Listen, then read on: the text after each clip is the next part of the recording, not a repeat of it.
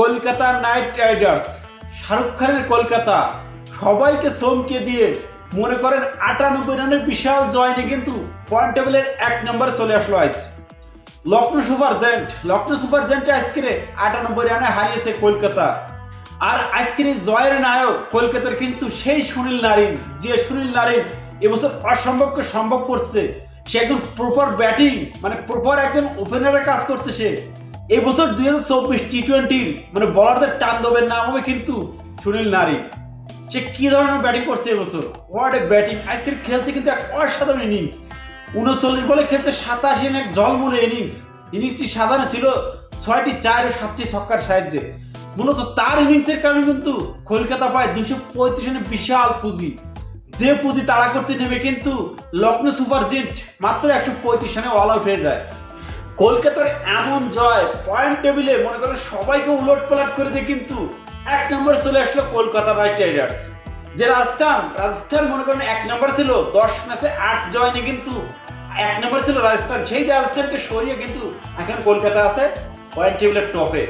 ১১ ম্যাচে ৮ জয় নিয়ে সমান রাজস্থান সমান জয় নিয়ে কিন্তু পয়েন্ট টেবিলের টপে অবস্থান করছে কলকাতা। কারণ তাদের কিন্তু প্লাস পয়েন্ট অনেক, যার কারণে কিন্তু তারা ১ নম্বরে অবস্থান করতেছে। সেই সাথে তারা কিন্তু সেমিফাইনালটাও নিশ্চিত করে ফেলছে কলকাতা। হয়তো পরের ম্যাচগুলোতে সব ম্যাচগুলো হেরে যায় কলকাতা, তারপরে কিন্তু তাদের সেমিফাইনাল পাক্কা। এবছর ২০২৪ আইপিএল এর কলকাতা আর অন্যান্য বছরের কলকাতা এর ভিতরে অনেক ফারাক আছে কিন্তু। কারণ এবছর কলকাতা কিন্তু এক অসাধারণ পারফরমেন্সে চলতেছে কলকাতা। যেদিন থেকে মনে করেন গৌতম গম্ভীর দলের কোচ হয়ে আইছে, সেদিন থেকে মনে করেন দলটা অন্য লেভেলে চলে গেছে। তাদের প্রত্যেকটা প্লেয়ার, দেখেন একটা প্লেয়ার, সবকটা প্লেয়ার কিন্তু match winner player. Ramandeep Singh, যে ছেলেটাকে হয়তো কেউ চেনেও না, হয়তো সেই ছেলেটা আজকে ৬ বলে ২৫ রান করছে। সে কিন্তু যে ঝড়টা দেখাইছে লাস্টে, সেই জড়াই কিন্তু ২৩৫ রানের বিশাল পুঁজি পাইছে কলকাতা নাইট রাইডার্স। ফিলিপ সল্টকে কিন্তু আইপিএল নিলামে কেউ কিনছিল নাও কিন্তু।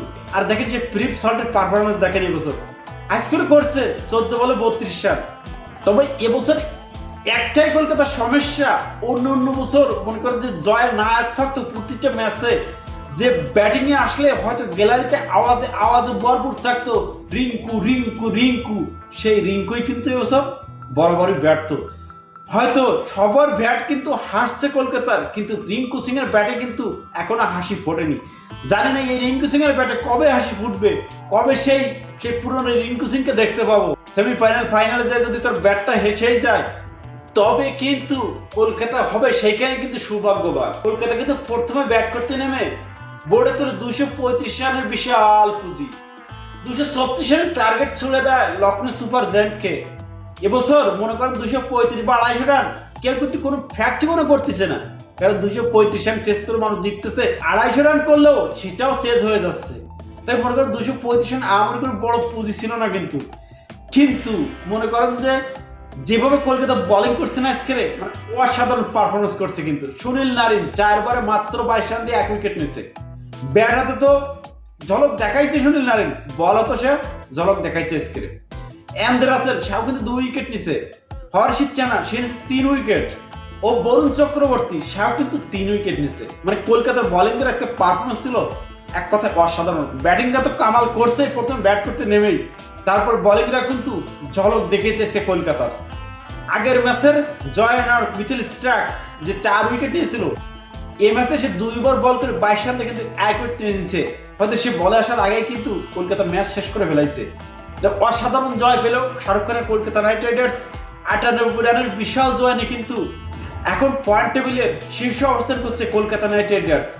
আর শীর্ষে থেকেই যদি প্রথম রাউন্ড শেষ করতে পারে, তাহলে কিন্তু একটা প্লাস পয়েন্ট কলকাতার জন্য। হয়তো ফাইনাল ওঠার জন্য ২টা সুযোগ পাবে। তাই বলা যাচ্ছে এবছর হয়তো নিঃসন্দেহে কলকাতা ফাইনাল খেলবে। আর কলকাতা যেভাবে খেলতেছে এবছর, তা আশা করা যায় যে কলকাতা এবছর কাপটা নিজের ঘরে আনতেও পারে। তো ভাই ব্রাদার, অবশ্যই আপনাদের মূল্যবান মন্তব্য কমেন্ট বক্সে জানাবেন। তো ভালো থাকবেন, ধন্যবাদ।